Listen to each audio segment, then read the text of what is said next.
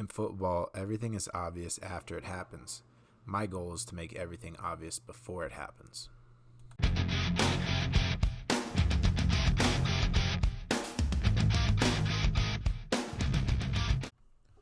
Welcome back to another episode of Seeing Red. This is Week 9, Game 8 for the Huskers.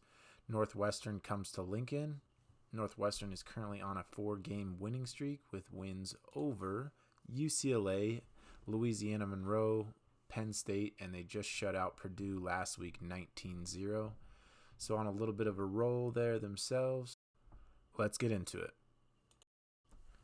This Northwestern team is very similar in play style to the Minnesota team we just played.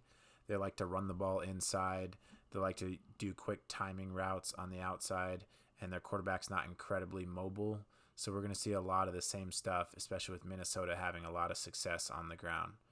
One of the biggest keys is going to be stopping the run game, but how do we stop the run game? It's gap integrity. So I want to go over this first play. It's the long run by Minnesota, and I think it's a 72-yard run. Here's a look at the play just after the ball is snapped. We can see everybody's got their own gap assignments. And then we're going to see the defensive tackle here, rather than going to the left and staying in his gap right here, he tries to reach the running back early and goes inside to the right. So that's gap integrity. If you have this gap here, you have to stay in that gap and you have to anchor. You can't sneak inside and peek because it opens up a hole. The other aspect that allowed this play to go for such a big gain is the safety getting down in the box super late.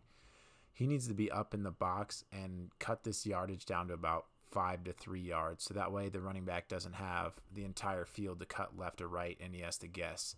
If he gets downfield quicker, then he can help in this run fit, and it's a much, much smaller gain. Schematically, when Northwestern wants to run the ball, they're typically in this pistol set.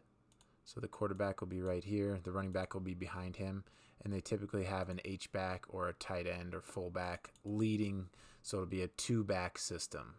We've primarily played against 1-back systems. I believe Michigan used a 2-back system, but Minnesota was a single-back system. Theoretically, single-back systems are better for passing offenses, and dual-back systems are better for running offense. So this just shows that Northwestern is committed to running the ball inside with that extra blocker in the backfield. Typically on their runs, they'll have 1 or 2 receivers split out, and this is going to be one of their, I'll say, run game tells. We'll watch this as a run here.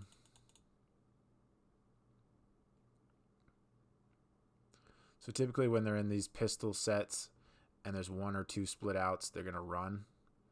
And then this next formation is supposed to look like a pass, but it's also a run. They'll get in these bunch wide receiver sets. So see at the bottom of the screen here, they have a tight end who's just off ball, but they have 2 wide receivers. And this is a bunch set. This bunch set does a couple things. The first thing that it does is it gets these DBs off the ball. So if you're in man-to-man, typically you'll be lined up a little bit closer to the ball. If they're in a bunch set, you don't want 3 DBs down here by the line of scrimmage running into each other. So you'll typically back up 1 or 2 DBs and get them off ball. Northwestern is using that to their advantage, knowing that if they can get them off the ball, there'll be extra space to run inside. So when they're in these bunch sets that are tight to the line of scrimmage, it's because they're not worried about throwing the ball and they want to run. And then we'll watch another one here, and then they shift into it. They got trips there. They go trips to the top side.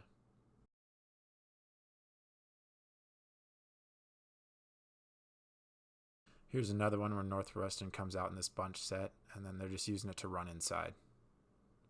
So if the linebackers and safeties get their recognition up and say, hey, they got the bunch set, it can kind of help you key in on the play 1 or 2 seconds faster and shut it down that much quicker. Here's another play where Northwestern comes out in a similar bunch type set. The only difference here is this is really a pro set.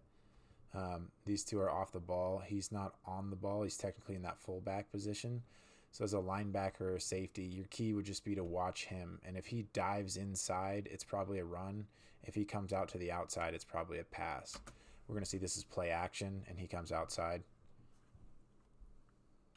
The difference between Northwestern's running and passing sets is just going to be the spacing on the receiver. Anytime they want to pass, you typically see them with 3 receivers to one side so they can get a look on the safeties and determine if they're in man or zone. They don't use a ton of motion on their passing plays, but they do use a little bit of motion and shifts to help identify what coverage the defense is in, whether it be man or zone. When Northwestern is throwing the ball, they want to get it to number 17, Griffin Wild. He's their best player. He's their best wide receiver. I don't know about best player. With Griffin being the best wide receiver on their team, their quarterback is looking to him at the start of the play and a lot of times just staring him down and waiting for his break, or he's getting the top of his drop and then the ball's coming out immediately and he's throwing it to Griffin. So sometimes they'll give you a chance for interceptions, but this kid is a really good route runner, so I expect him to make a couple plays. I think John Butler's probably going to run a man scheme and we're going to blitz a little bit more. He talked about being more aggressive today. Today's Tuesday. He talked about being more aggressive in his press conference.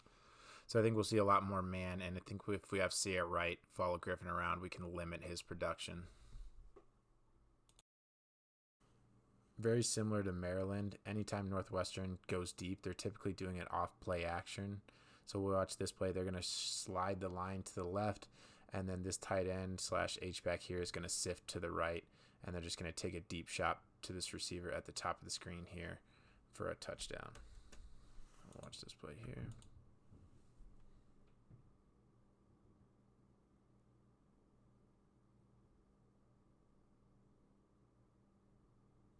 Just an easy pitch and catch. So this is the guy that we need to watch, number 17. Another area where the Huskers can gain advantage is our special teams. Obviously, Eckler's got the special teams playing phenomenal this year. Northwestern struggled a little bit against Penn State. They had one of their punts blocked, and then they muffed a punt later in the game. So those are 2 huge plays that can turn around the momentum of a game for our team.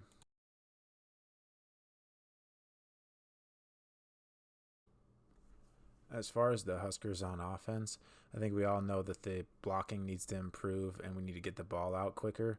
But I think if we go back to a game plan that was similar to Cincinnati where the ball was coming out quick and underneath, we didn't realize at the time, everyone wanted to go deep, but how much that helped our offensive line and helped the fluidity of our offense.